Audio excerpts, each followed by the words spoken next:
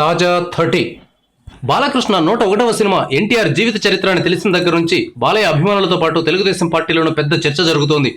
ఒక స్టేజ్ వరకు ఎన్టీఆర్ జీవితాన్ని సినిమాగా తీయడానికి ఎలాంటి సమస్య రాదు. లక్ష్మీ పార్వతి ఆయన జీవితంలో ప్రవేశించిన తర్వాత నుంచే సమస్య వస్తుంది.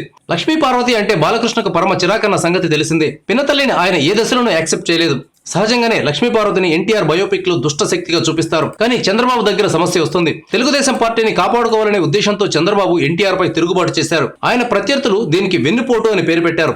ఎన్టీఆర్ కుటుంబ సభ్యులు, తెలుగుదేశం పార్టీ నాయకులు, కార్యకర్తలు అందరూ పార్టీ సంరక్షణ అని పేరు పెట్టారు. చంద్రబాబు లేకపోతే తెలుగుదేశం పార్టీనే లేదని టీడీపీ సీనియర్ నాయకులు తమ అనుభవానంతా ఉపయోగించి చెప్తుంటారు. చంద్రబాబు రాజకీయ చాణక్యుడు అనడంలో ఎవరికీ ఎలాంటి సందేహం లేదు. అయితే ఎన్టీఆర్ బయోపిక్ లో చివరి ఘట్టాన్ని చూపితే చంద్రబాబుని హీరోను, ఎన్టీఆర్ను జీరోను చేయాల్సి వస్తుంది. అందువల్ల కథను అక్కడి దాకా తీసుకెళ్లకుండా ముందే ఆపేసే యోచన కూడా ఉందని తెలుస్తోంది. ఇలాంటి కథను తెరకెక్కించాలంటే మాస్ దర్శకులకు సాధ్యమయ్యే పని కాదు. అందుకే దర్శకుడి వేటలో బాలయ్య ఉన్నారు. శాతకర్ణి జీవిత చరిత్రను అద్భుతంగా తెరకెక్కించిన క్రిష్ అయితేనే ఈ సినిమాను బాగా తీయగలరని బాలయ్య భావిస్తున్నట్లు సమాచారం.